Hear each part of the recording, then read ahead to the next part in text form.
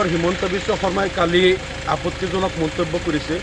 তেওঁ অসমত বাংলাদেশী মুছলমানে কংগ্ৰেছক ভোট দিয়া বুলি কৈছে। বাংলাদেশী মুছলমান অসমত কোনো ভোটাৰ নাই। অসমৰ ভোটাৰ লিষ্টত যিমান মুছলমান আছে তেওঁলোক ভাৰতীয় নাগৰিক। মুখ্যমন্ত্ৰী হিমন্ত বিশ্ব শৰ্মা এগৰাকী মুখ্যমন্ত্ৰীৰ নিচিনা এটা পদবীত থাকি ইমান দায়িত্বজ্ঞানহীন মন্তব্য কৰাটোক আমি ধিক্কাৰ জনাওঁ।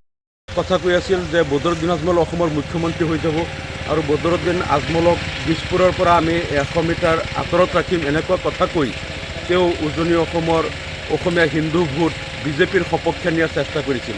আৰু এইবাৰ অসমৰ মুখ্যমন্ত্ৰীয়ে দেখিলে যে বদৰুদ্দিন আজমলৰ বিৰুদ্ধে কথা ক'লেও হিন্দু ভোট পলাৰাইজ নহয়, কাৰণ বদৰুদ্দিন আজমলে আজমল ফাউণ্ডেশ্যনৰ জৰিয়তে বা বিভিন্ন তেওঁৰ সামাজিক কাম কাজৰ জৰিয়তে হিন্দু মুছলমান সকলোৰে কাৰণে তেওঁ কাম কৰে। হিন্দু লোকসকলেও উপকৃত হয়। গতিকে দেখিছে যে আজমলৰ বিৰুদ্ধে কথা ক'লে হিন্দু মানুহেও বেয়া পায়। সেইকাৰণে এইবাৰ মুখ্যমন্ত্ৰীয়ে এটা নিকৃষ্ট গেম খেলিলে। তেওঁ নগাঁও লোকসভা সমষ্টিত প্ৰদ্যুৎ বৰদলৈক জিকাই দিলে আৰু ধুবুৰী লোকসভা সমষ্টিত ৰকিব লোচনক জিকাই দিলে, কাৰণ তেওঁ কংগ্ৰেছ দলটোক মুছলমানৰ দল হিচাপে প্ৰতিষ্ঠা কৰিব বিচাৰিছে আৰু বিজেপি দলটোক হিন্দুৰ দল হিচাপে প্ৰতিষ্ঠা কৰিব বিচাৰিছে।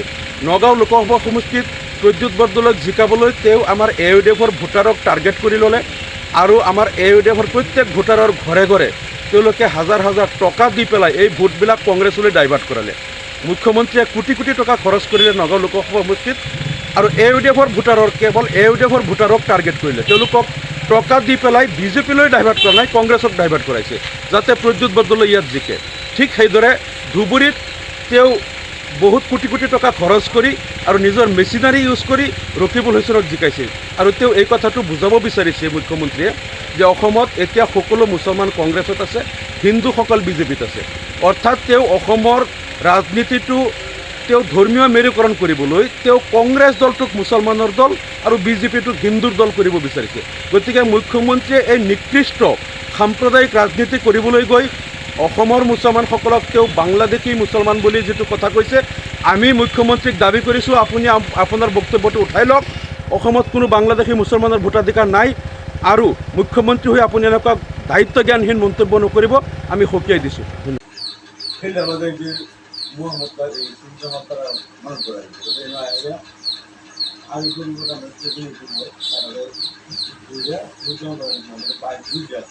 পরে